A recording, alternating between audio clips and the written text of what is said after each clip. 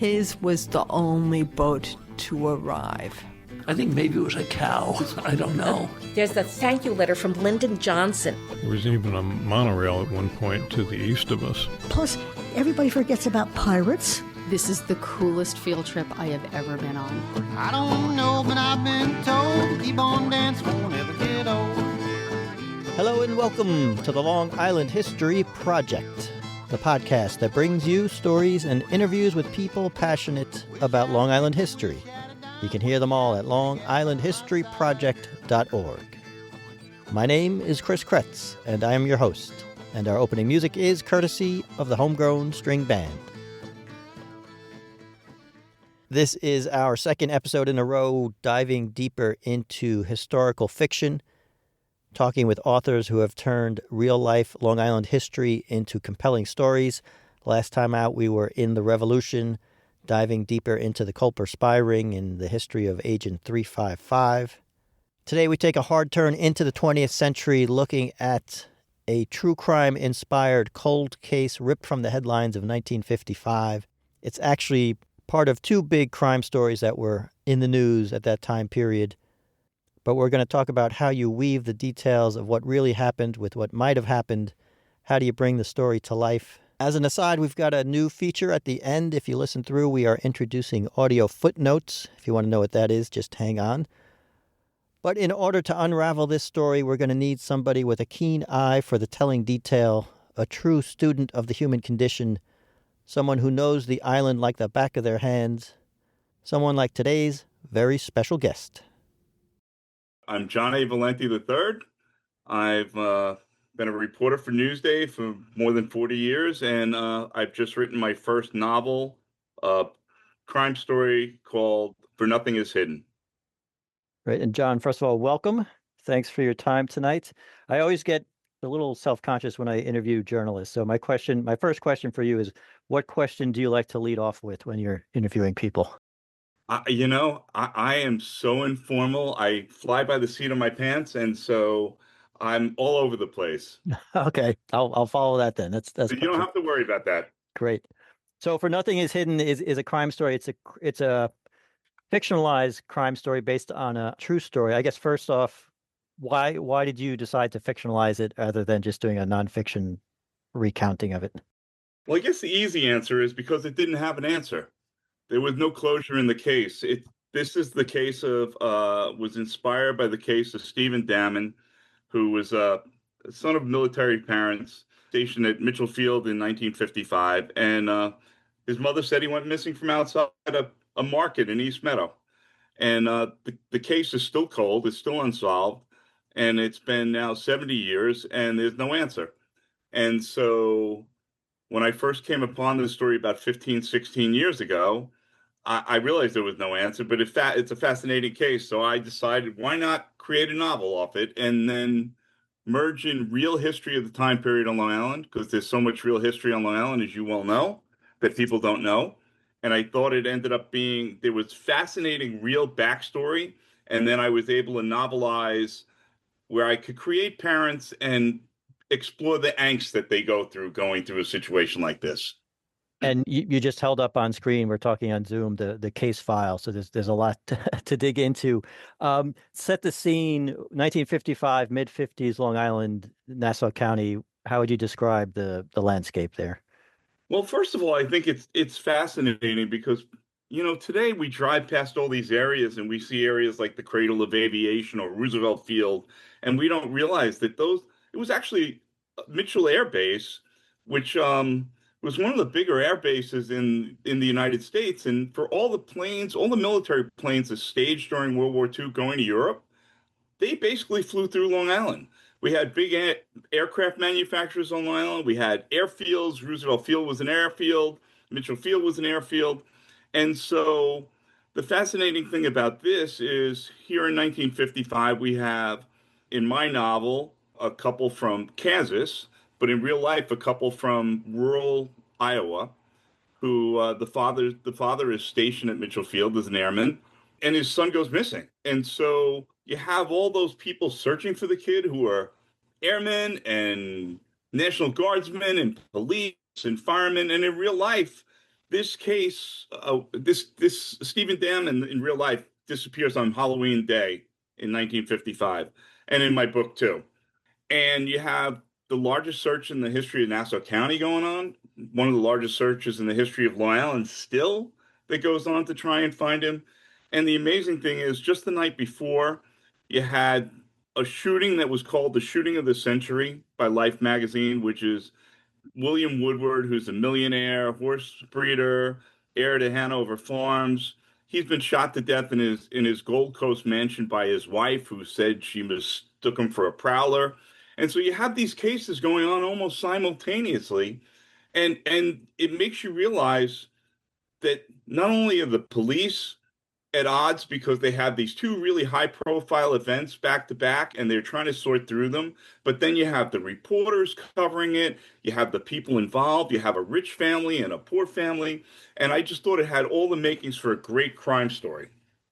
And we'll mention, and you correct me with any of these facts, but so Steve, Stephen, the boy that was taken, he was 3 years old or 5? He was basically 2 and change. Okay. About 2.5, 2 and 10 months.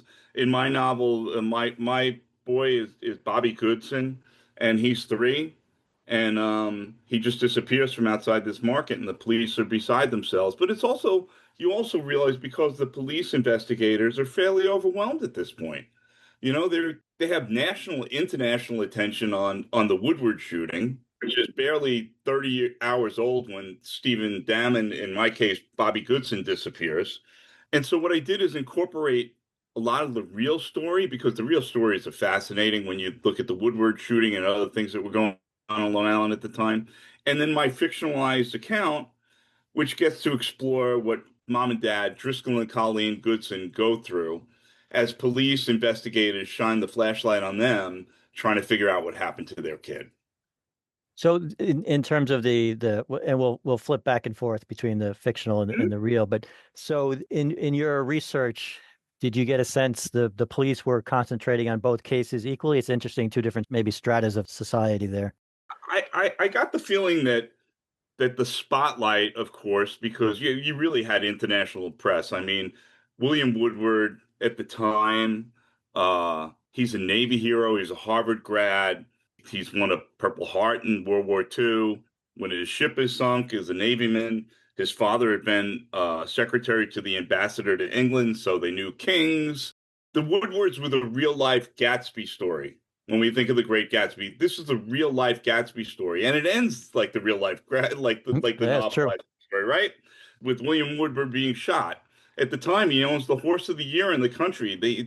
His stable had Kentucky Derby winners and some great Kentucky Derby winners, a Gallant Fox, Omaha, Johnstown, and at the time he owned Nashua, which had won 2 legs of the Triple Crown that year. And here he is shot, and so you have papers from England, all of Europe. People are sending all their reporters to cover that. And the police are busy investigating that and answering questions on that. And then you have a poor working class family. His father's an airman at Mitchel Field. He's from rural Iowa. In my story, rural Kansas. And the police are trying their best to figure out what the situation is, but they don't know whether it's a kidnapping, a disappearance. They don't know whether the kid just vanished. They don't know if the parents were involved. And so you get all these different things that are merging at the same time. How often did this kind of case come up, if you saw in the 50s? I think the interesting thing that's come out of this is I'm old enough to remember my own parents doing it. So being 65, and that's that when you look at this time period, and I'm born in 1960, okay? But you look at this time period, mothers routinely left their children out in front of stores in their carriages or standing by a carriage and said, "Don't go anywhere. I'll be right back." And nobody thought about it. I mean, TV is in its infancy, so you don't have these stories all over the place. Radio reports a lot of things, but today, if a kid goes missing, it's instantly on the internet. The whole world knows about it. So you have a sense of when these things happen. I don't know that they happened any less or any more back then, but you knew about it now and you didn't know about it then. So people continue to do those things. And the mother in real life and in my novel, you know, said I had to go to the store. I left my son out front watching his baby sister in the carriage. And the question is this really a child disappearance? And the fascinating thing about the real case, and see, one of the things I think is really works with the novel. So it's a crime novel that reads like a true crime story because I incorporated a lot of real Long Island and New York metro area history into it, and also some other history from where my family's from, which is in Kansas. And I think the interesting thing is, as people read the novel, you can actually go and Google some of the events and figure out what's true and what's not. And if you've read, there's a series of plane crashes that play a theme in the storyline. Yep. I would tell you that all of those plane crashes are real. That's surprising, right? They really happened. And they really happened when they did happen. And there's one plane crash I know you know that sort of changes the momentum of the early part of the story. And that plane crash legitimately happened when I said it happened, except for this. It crashed into the home of a Newsday pressman. So one of our printers, it was his house that plane crashed into. And so when you realize those kind of weird coincidences in the real history, it's kind of fascinating. And I also think that people don't realize that, one of the reasons that Mitchel Field, so if you don't really know, is where Hofstra is, where Nassau Coliseum is, where the Cradle of Aviation and Museum Row is. That was a military airfield up through 1961 when it finally closed. And planes routinely crashed into the neighborhood surrounding it. Like there were crashes every other week or every other month. And there's accounts after account of planes crashing at the base. So it's kind of really fascinating that people don't realize those aspects of Long Island history. And just what that triggered, you go at one point, you deal a lot. A lot of your characters are detectives and policemen, and one of them goes through a litany of Nassau County cops who had been killed up to that point. And those were, I recognized one because I did an episode with another author who had did you? Okay. with Two Gun Crowley and all that. But so that was real, right? I mean, so where to you was the level or the line between, all right, this person I'll fictionalize, this person I'll go and find the real person? The fictionalization is about the immediate family and the suspects. And also, this book flips from a 1950 section of the book to a modern section of the book. And of course, I don't want to have a spoiler alert and give away the story, but it flips through different aspects in different time periods. So those characters all related to the family and the missing boy in my novel, they're all fictionalized. Some of the history I know very well from reading what is a more than 300-page police file that I showed you earlier. And part of it is just how I've done this for decades. You asked me at the start, what question do you ask? And I would offer that one of the great things about being a reporter is you get to talk to people and you get to roam around inside their head and figure out what makes them tick, right? So you learn tendencies of people and how they react and how they think about things. And so that all went into creating my characters and how they might have responded. And then I'm a dad who has one son and, went through divorce when he was about that age. And so that was part of my thinking too, is how would a parent react in those situations, knowing that his mother and I had known each other a long time and my son was roughly the same age as this. And so you start thinking, how would I react and what would I be going through? And so that all came into the creation of it too. But the real stories are some of the Woodward shooting. There are other child disappearance cases that I explore in the novel. Those are all real. And there's real events throughout it. And that's why I said one of the fascinating things is that people can actually Google some of those places and locations and dates. Yep. And you can see what the real history is and where fact meets fiction and vice versa. I will say you got me on one guy. I had to Google him. Leon Errol was not a name I had known. So him, I now I know who he is. And you know where that came? And you know where that came from? That came from a story that when I covered boxing. Okay, and a boxer said that to me at one point when he staggered a guy. He said he did a little Leon Errol, and I had no idea who Leon Errol was at the time. And I looked it up, and he was notorious for playing a drunk. Yep, so a character actor. He played a drunk, so he was always kind of wobbly legged, and then it made me think of that line when I was writing the novel, so I had to use it. That was great. That's what you do as a writer. You steal stuff, right? Sure, sure. So without you decide where you want to put the limits in terms of spoilers and things, but as you were looking through the case file, what were the things that you jumped out at you in terms of the investigation, maybe some of the twists or even the dead ends that maybe you didn't even use, but like what were the highlights of the investigation to you? So first of all, what I think of is I think of modern police work, and we all watch TV shows, the police shows, and the detectives arrive at a crime scene. They take a picture of the victim. They get an ID in line in 30 seconds. They do a fingerprint. They figure out DNA and all this other stuff, and they get identifications. And when you look at how real police work, especially back in the 1950s work, there's a reason they have the expression gumshoe detective. These are people who are still using typewriters. They're still taking reports by hand. They're still making duplicate copies by putting a piece of carbon paper between two pieces of paper and putting one case in the official file, one page in their own file. And they're out knocking on doors.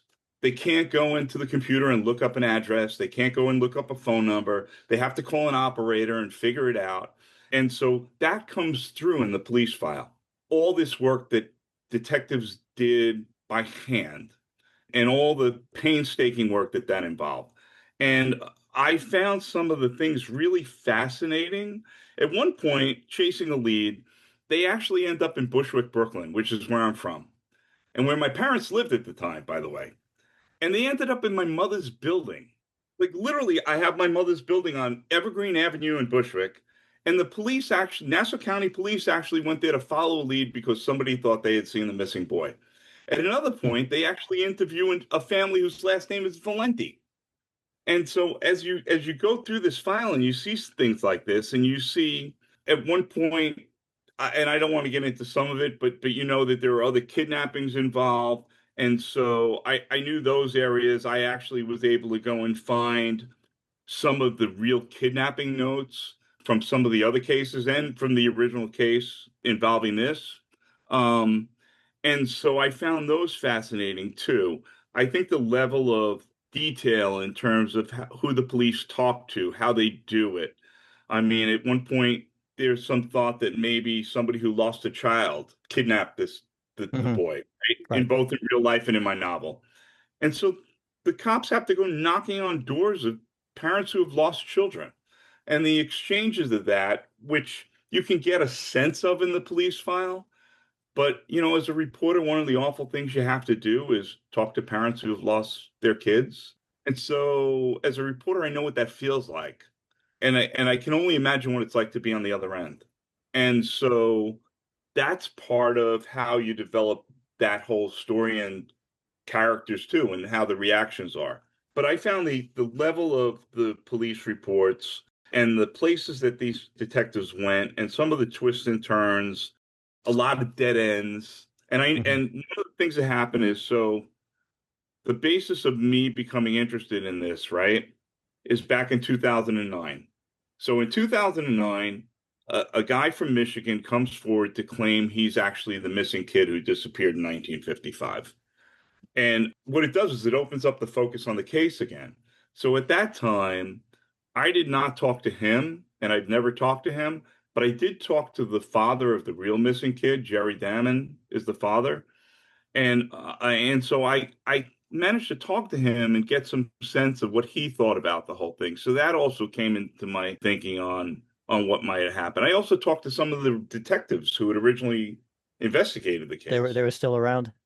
They were still around back then. And so they're not anymore, but they were still around back then. And so it gave me a sense of what they thought about it, and whether they believed that this was really a missing child, or whether something else had happened to him, or what might have happened to him. And they gave me a whole host of theories. And I think one of the things that, while my story line in the novel is fairly clear on how the story evolves, if you read it closely, and there's a reason I call the book For Nothing Is Hidden, that literally for nothing is hidden. So if you read it closely, you'll also know what those detectives told me, what they think happened, because there are fictionalized accounts in there of different theories. And a lot of those are the theories that the detectives threw out to me. So while that's been fictionalized somewhat, you get a sense of what the police were thinking and what other people in the neighborhood were thinking and what the press was thinking, and then where the story goes. It's interesting because I'll say that we got connected, you and I, because you were writing a story or putting together a story about the Woodward case, and you heard about your novels. Now we're following up on that connection. And one of the things we were talking about is how people don't know the history, or these stories kind of get forgotten, and then on the anniversaries, you get Right. more coverage of them. How long did it take this original case to kind of fade from memory, if you think back to the coverage? It's interesting because every once in a while it's popped up, right? So the Woodward case didn't fade from memory at all, not until much later. The Woodward shooting, life dubbed it the shooting of the century.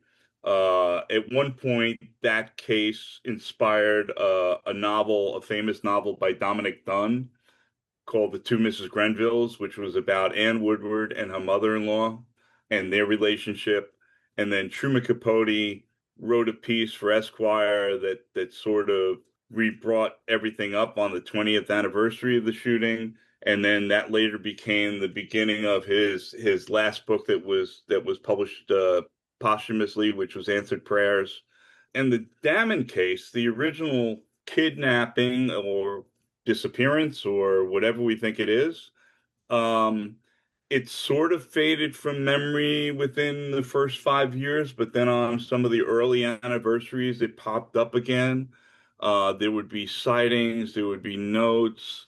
There was a similar case where a boy was found that was approximately the right age in Philadelphia, and for years that the Nassau County detectives tried to figure out if that boy was the missing boy. But the weird thing about crime is that a lot of people follow crime, right? So there are actually message boards, there are actually internet boards right now that hypothesize on what happened to Stephen Damman. So if you go on Reddit, if you go on other websites online, if you Google his name, you'll find tons of message boards with people wondering on various anniversaries what it is happened to this kid.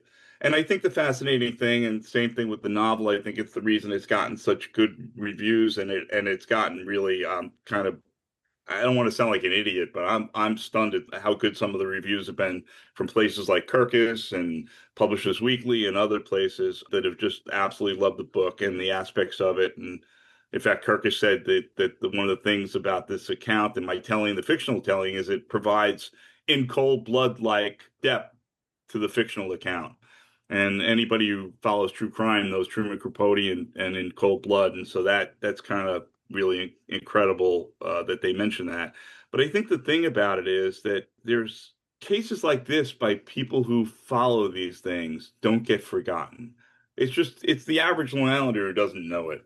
No, and especially I think more and more about the mid-century history, and this is I'll add to the praise of the book because you put people in the real world, and probably I'm betting from your own experience, that you're in the interrogation room, you're in the Newsday bullpen, so your people spring to life because I'm betting you were modeling or drawing on your own experience, which is all my segue to ask you some Newsday stories. So you're a reporter for Newsday going back to what you said, 81 you started? Yeah, I started my senior year of college. I went to Hofstra. I was the editor of the school paper, the Hofstra Chronicle, and I had gone to Oceanside High School, where I'd first become interested in writing because I had an English teacher who had freelanced for the New York Times. And so I got to Hofstra, I went into journalism, and I started at Newsday in the sports department, answering phones and taking scores over the phone of high school games in 1981, which was my senior year of college. And so I worked in those newsrooms with some of those old time guys.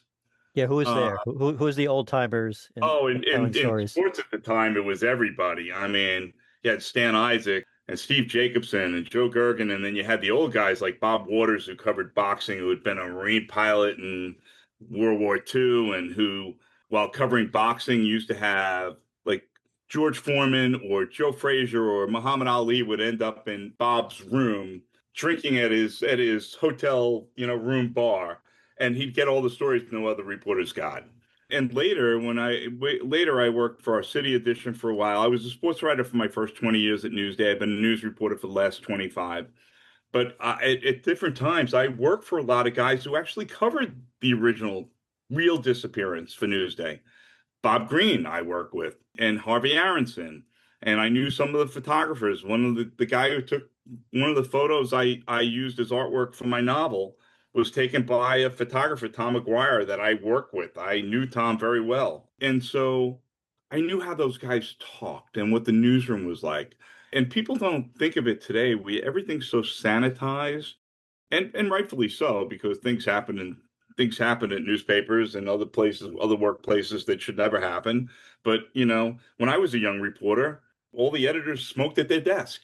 They would pull out at the end of, or near the end of shift, maybe not even the end of shift, they'd pull out a bottle of whiskey from their drawer and pour themselves a shot. And they also treated you as a young reporter differently. They wanted you to make your bones, right? Mm-hmm. I had my first high school editor was a guy named Charlie Clark, who is in the Suffolk Hall of Fame. He covered auto racing for us. He was the high school editor forever. And Charlie could be a really gruff old guy. And when he got mad at all of us part-timers, if we got something wrong, he called us a fink. And if he got really mad at us, he called us a rat fink. And he never cursed. And he sat at his desk and he could chain smoke cigarettes, and he could smoke an entire cigarette with never taking it out of his mouth and never dropping an ash, which is an art form. And the day I got hired full-time, he had always called me Valenti. And the day I got hired full-time, he came up to me and shook my hand and he said, "Congratulations, John." I'd been there 4.5 years at that time. And I said, "Charlie, I didn't know you knew my first name." So that's the kind of atmosphere that existed. And I tried to take you back to what that was like, the way the cops did their job, the way the reporters did their jobs, because that was sort of stereotyped in those old pulp novels.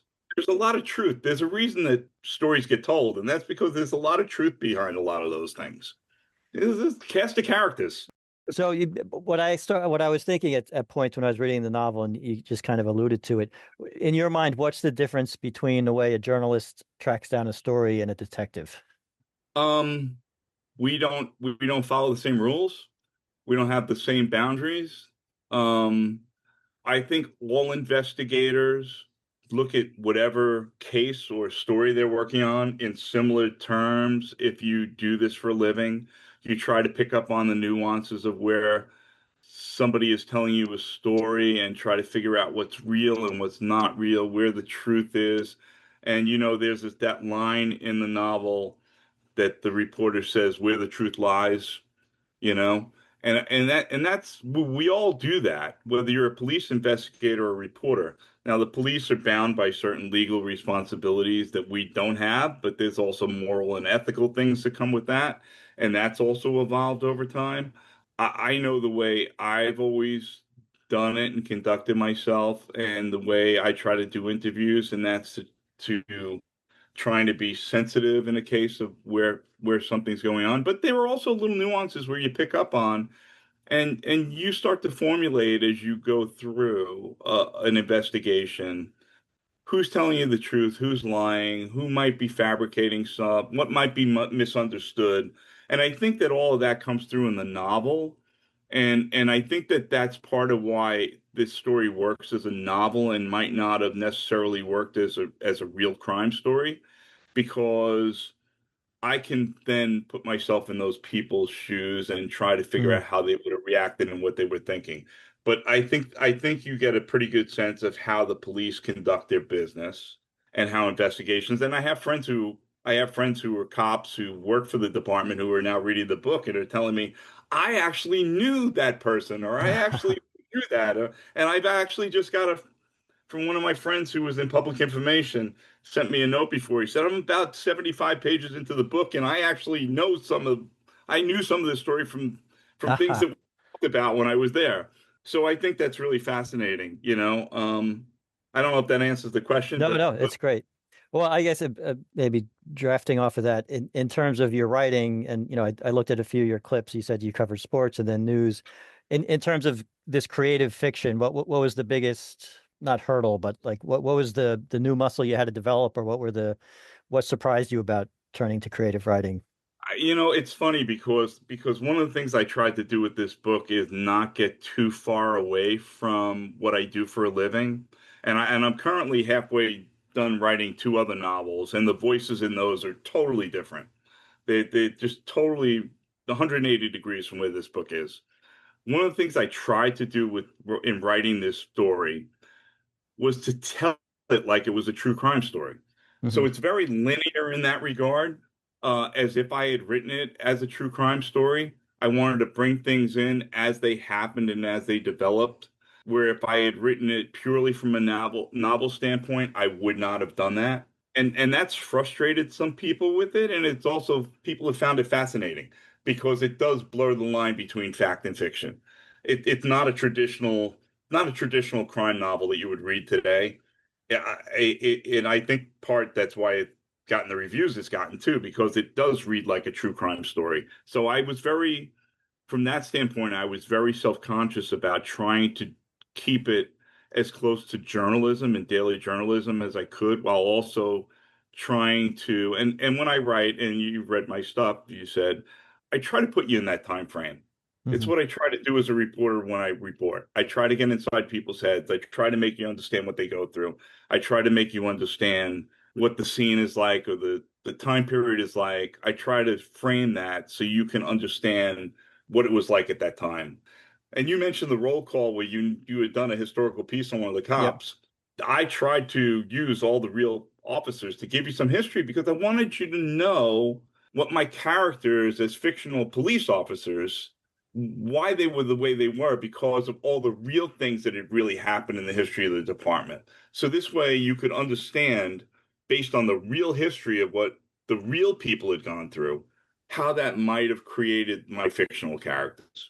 As a side question, so when I was doing that interview, the guy was a former NASA detective, and I had asked him like what gets remembered, like within professions. I'm always curious, like what stories get handed down, like between detectives in the precinct. So for you, is there one story that got passed down through the Newsday offices that you heard as a young reporter? Like what were the legends, or you mentioned the personalities, but in terms of stories, what were some you heard? There were always a bunch of them. One of the ones that stands out in my mind is and I won't say who the mobster was, but three of the editors reporters went to a mobster's house to get an exclusive interview, and he welcomed them in, and they sat and talked to him for forever, and he told them stories and whatnot. And as they were leaving, one of the people who I actually work with turned to that mob guy and said, I have just one more question. And I think the other two people who were with him knew what he was going to ask, so they tried to pull him away. They didn't get to. And he said, my question is, how many people have you killed today? And the mob guy said to him, what day is today? And the answer was something like, it's Tuesday. And he said, oh, today, nobody. And so, there are stories like that that get passed down. And there are also all these moments. I can remember, Bob Waters was a tough guy to talk to, but when he opened up and told you stories, I mean, he would talk about, Muhammad Ali knocking on his hotel room door and coming and hanging out, and they'd sit on the beds and talk about boxing or talk about life, or it's one of the fascinating things about this business are the people you get to meet, right? So as a young reporter, you hear these stories and you think, oh my God. And then as time goes on, you realize like I came into this business. I don't know if you follow sports or baseball, but like so when you look at the game of the week on TV, you have Tom Verducci and Ken Rosenthal. Like Mhm. Tom Verducci had been the intern the year before I started, and he was the high school reporter my first year. And then Ken Rosenthal was the intern my first year. And so you work with guys in the business who later I covered high schools with Michael Kay, who does all the Yankee Yep. games. Okay. Covered high schools together in the city. And so you get to see personalities, you get to see stories, you get to hear all these kind of weird things that go on, and you get to learn histories. And so I think what happens over time is that some of that stuff gets forgotten. And when you're old enough to be, I'm my paper now 44 years, and you become that dinosaur, but you also remember all those cases or stories that other people have kind of like it faded from memory in some regards. Yeah, well, you're the bridge. Now you can pass that down to, if they're still hiring new people, you can pass that down to the new ones. We try to do that. That's kind of why I do these historical pieces, and that's kind of where I got the inspiration for this. Is there anything we didn't get to, or anything you want to get across, either about, or maybe something about promotions that you're doing?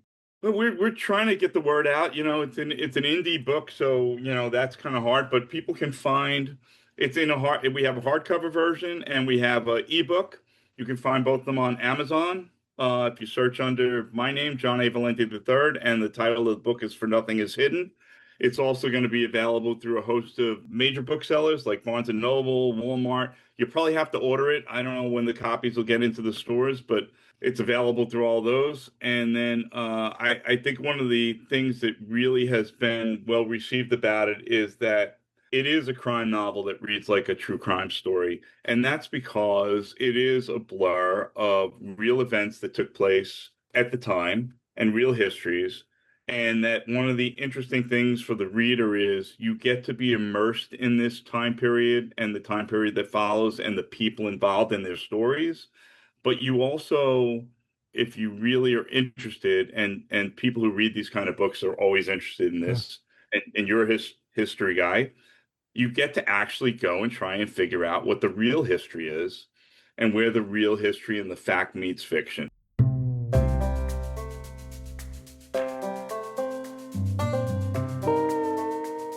And a thank you to John Valenti. Make sure you check out our show notes at longislandhistoryproject.org to find out all the ways you can get in touch with him and order the book. It is a compelling read, a lot of twists and turns. So if you're into true crime, definitely check out For Nothing Is Hidden.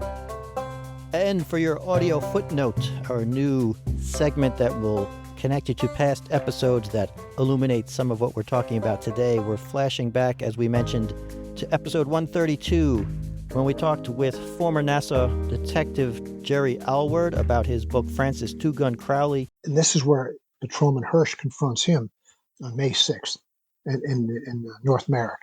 And it's like a lover's lane. It happens on Morse Avenue in North Merrick just after midnight. And that's when Crowley, he's with his new girlfriend, the one that he actually believes is a decent girl. And this is where he shoots and kills NASA County Patrolman Fred Hirsch. So if you want to check out that history, check out episode 132. That does it for another episode. Our outro music is Capering by the Blue Dot Sessions, used under an Attribution 4.0 international license. And, as always, thank you for listening.